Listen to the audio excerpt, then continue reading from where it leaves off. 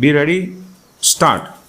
By no means it is suggested that whenever such charge of rape is made, where the victim is a child, it has to be treated as a gospel truth and the accused person has to be convicted. Stop.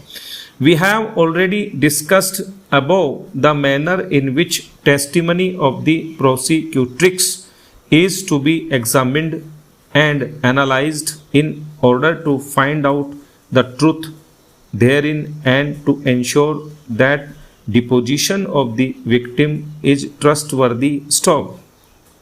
At the same time, after taking all due precautions which are necessary when it is found that the prosecution version is worth believing, the case is to be dealt with all sensitivity that is needed in such cases. Stop.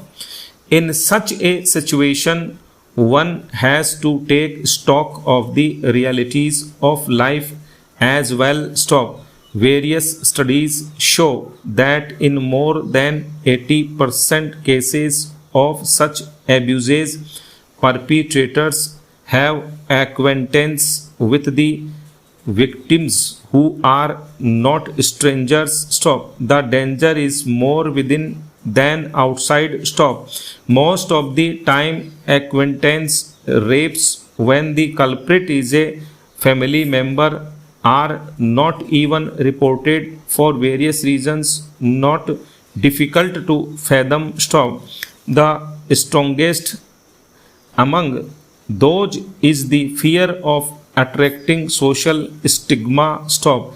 Another deterring factor which many times prevent such victims or their families to lodge a complaint is that they find whole process of criminal justice system extremely intimidating, coupled with absence of victim protection mechanism. Stop. Therefore, time is ripe to bring about significant reforms in the criminal justice system as well.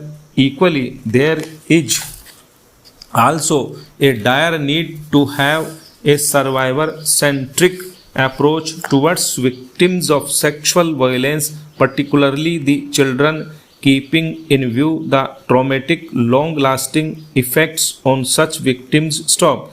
After thorough analysis of all relevant and attendant factors, we are of the opinion that none of the grounds on which the High Court has cleared the respondent has any merit. Stop. By now, it is well settled that the testimony of a victim in cases of sexual offences is vital, and unless there are compelling reasons which necessitate looking for corroboration of a statement, the courts should find no difficulty to act on the testimony of the victim of a sexual assault alone to convict the accused. Stop. No doubt her testimony has to inspire confidence. Stop. Seeking corroboration to a statement before relying upon the same as a rule in such cases would literally amount to adding insult to injury. Stop. The deposition of the prosecutrix has thus to be taken as a whole. Stop. Needless to reiterate that the victim of rape is not an accomplice and her evidence can be acted upon without corroboration. Stop. She stands at a higher pedestal than an injured witness does. Stop.